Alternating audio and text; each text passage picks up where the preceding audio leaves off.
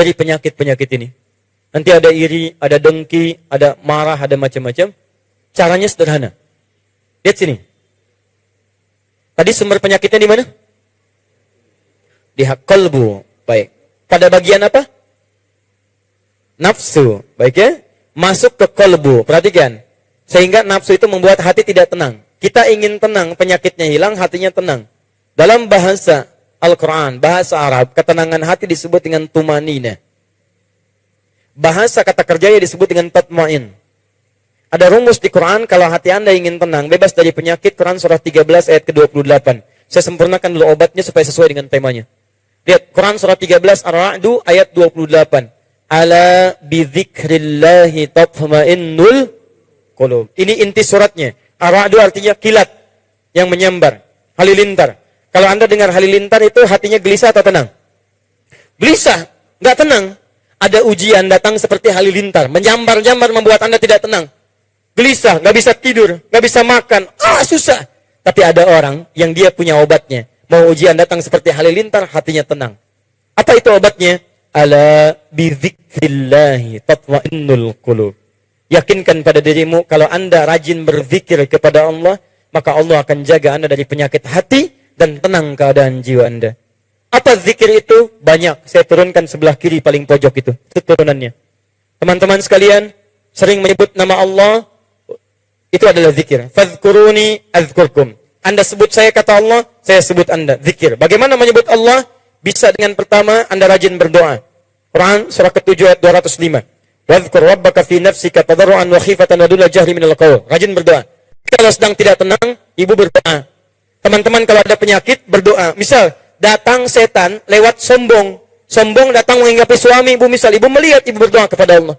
Ya Allah, mohon berikan petunjuk pada suami saya, ya Allah. Engkau titipkan suami saya kepada saya, bukan kepada perempuan yang lain. Saya mohon, ya Allah. Saya ingin ia jadi pendamping saya sampai akhirat. Jangan pisahkan kami di surga, ya Rabb. Saya mohon kepadamu. Ada temukan kalimat marah, misal, mohon maaf ya, Anda menemukan anak-anak pemarah. Tiba-tiba marah nggak jelas. Marah pada orang tua, marah pada orang lain. Ibu bangun setelah tahajud, berdoa. Wadhkur rabbaka fi nafsika. Ya tadarruan wa khifatan wa duna jahri minal qaul. Minta, ya Allah. Engkau jadikan ia, ya Allah, dalam rahimku. Aku yang kandung ia, ya Allah. Aku yang berikan ASI. Papahnya yang memberikan dengan peluh keringat, ya Allah. Segala hal untuknya. Mohon, ya Allah. Jangan pisahkan kami, ya Allah, di akhirat. Setelah tidur anak kita, ibu tatap wajahnya. Tatap satu-satu. Lihat bagaimana di kehidupan dunia bersatu. Bayangkan ketika di akhirat dipisahkan. Kalau sudah melihat wajahnya. Kalau Anda ingin berdoa khusyuk untuk keluarga. Sebelum berdoa, coba malam-malam bangun. Lihat satu-satu wajahnya. Tatap. Saya di rumah satu tempat. Kira-kira di surga satu tempat lagi tidak ya? Lihat bareng-bareng. Satu-satu lah. Ya Allah, suami saya, ya Allah. Anak saya. Sekarang berada bersama saya. Tapi apakah di akhirat kami bersama-sama atau tidak?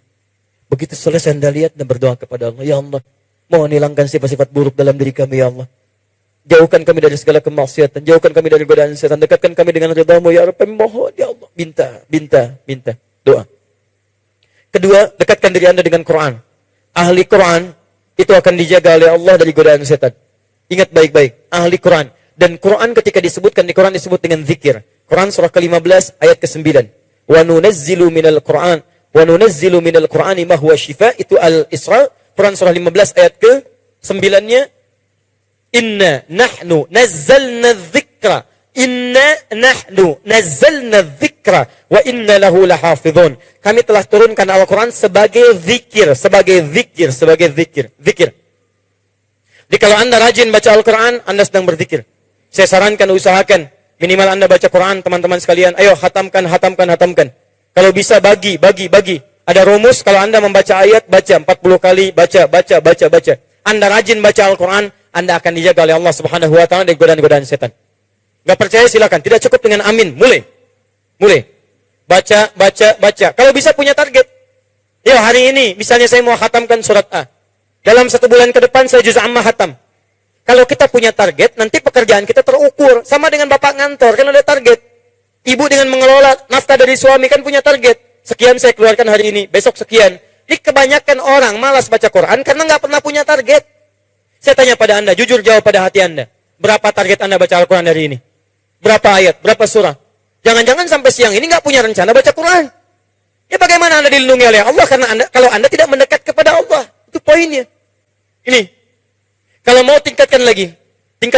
Menghafal Quran. Penghafal Quran dijaga langsung oleh Allah Subhanahu wa taala. Dan ayatnya akan menumbuhkan obat pada jiwanya. 4 kali disebutkan di Quran surah ke-54. Ayat 17, ayat 22, ayat 32, ayat 40. Walaqad yassarnal Qur'ana lidzikri. Kami telah mudahkan Al-Quran sebagai zikir bagi pemiliknya. Zikir. Untuk diingat, dihafalkan. Kalau sudah hafal, maka ayat Qurannya menjadi syifa dalam kolbunya. Perhatikan, obat hati, syifa. Turun Quran surah 17, ayat ke-82. Wa nunazzilu minal Qur'ani ma huwa syifa wa rahmatul lil mu'minin. Syifa.